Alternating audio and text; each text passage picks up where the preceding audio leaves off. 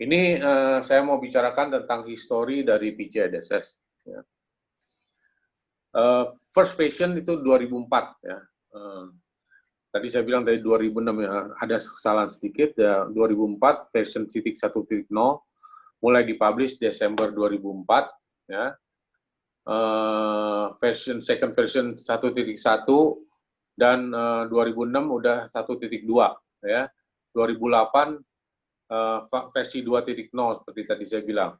Terus tahun 2010 versi 3.0 ya, di November. 2013 3.1, jamnya kecil ya, enggak langsung. Kalau yang tadi kan langsung tinggi ya. Terus 3.2 2016. 2.1 2018. Ini akan berakhir ya, kan dirilis Mei 2018. Ditambahin 3 aja ya. 19, 20, 21.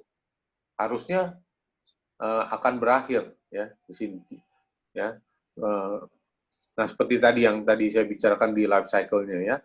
Nanti diganti menjadi apa? 4.0. Ya, lebih gitu. Oke? Jadi the next page-nya halaman 32, applicability. Jadi PCI DSS itu applicable di mana aja sih? Jawabannya adalah very simple. The all entity, all organization, all entity yang store, proses, dan transmit data kartu. Ya. Data kartu kan tadi ingat ya, transaksinya ada card present dan card not present. Tapi datanya itu juga. Ya. Nah, yang data ini di mana ditransmit, di-store, diproses, pasti PCI DSS applicable. Ya, kurang lebih gitu. Jadi harus menjadi keharusan. Ya. Jadi as long as you are doing process, store, transmit data kartu, like or dislike, pasti ketemu yang namanya auditor PCI DSS, asesor PCI DSS. Yang disebut apa tadi? QSA. Huh? Okay.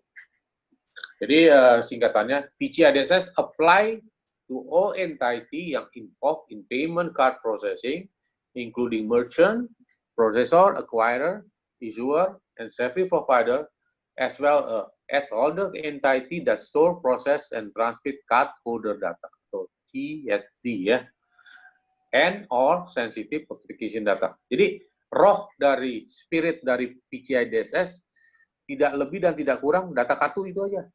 Ya, ada PAN number, track 1, track 2, CVV, chip data, pin block, di mana itu mengalir, pasti applicable.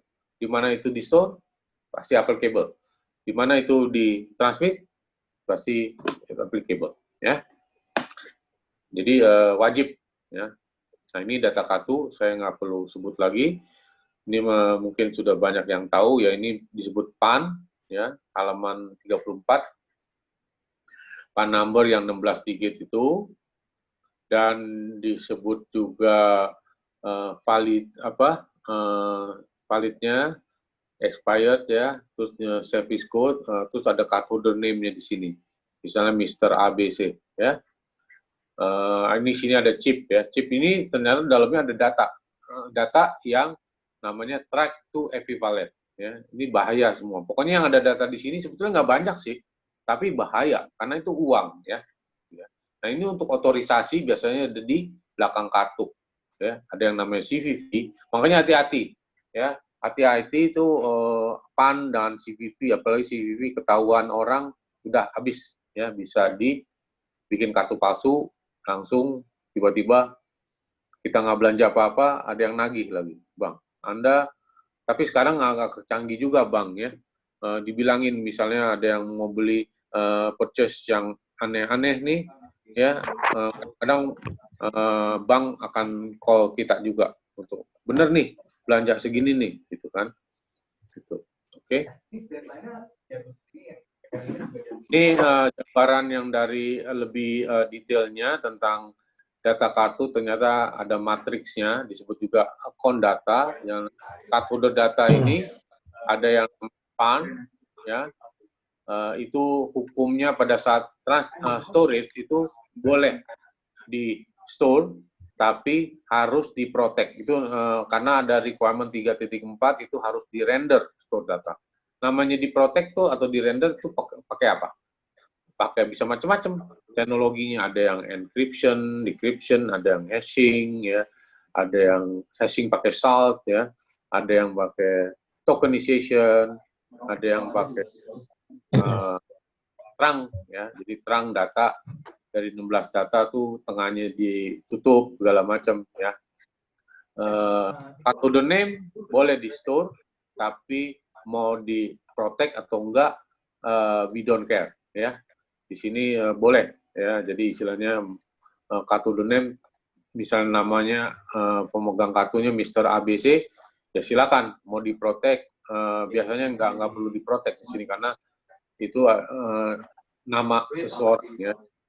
Service code, nama expired date boleh di store, tapi mau di protect itu we don't mind ya, atau enggak, atau masih telanjang nggak apa-apa ya.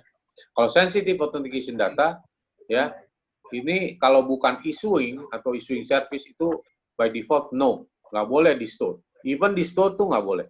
Ya, jadi untuk kalian yang developer ataupun punya company yang proses storing data kartu, ingat ya, kalau kalian bukan suatu issuing atau service atau entity yang support service, tidak boleh data ini full track atau DP atau pin block itu di store, gitu ya.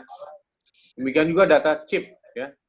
Chip ini ada tulisan di sini full track data from the monetary stripe equivalent data or chip ya, itu tidak boleh after authorization ya. Mohon di mute ya. Oke. Iya, mana ada sekuritas dikejar gitu kan. Ini track data ya, ada yang namanya track 1 sama track 2. Kalau track 1 itu yang lebih old ya, lebih lama, teknologi lama, jadi bisa sampai 56 bit ya. Di sini ada track yang ternyata ini dalam monetary stripe itu mengandung data-data ini nih ya, makanya nggak kelihatan di ya, tapi ini mengalir, diproses dan di store, makanya data-data ini harus hendak diamankan dengan suatu standar ya, standar yang global yang namanya PCI DSS ya, standar. Karena ini data ini sangat-sangat kritikal ya, itu mengalir, diproses, tidak terlihat oleh mata ya. Nah, jadi itulah gunanya kita establish standar yang disebut payment card industry data security standard. Ini ada track 1, ada track 2. Kalau track 2 yang lebih new lagi ya, jadi ya sampai 40 sekian bit ya, lebih pendek ya. Nah, itu macam-macamnya. Jadi ternyata kalau kita mau lihat detailnya di managed stripe itu data-datanya cukup kompleks ya. Jadi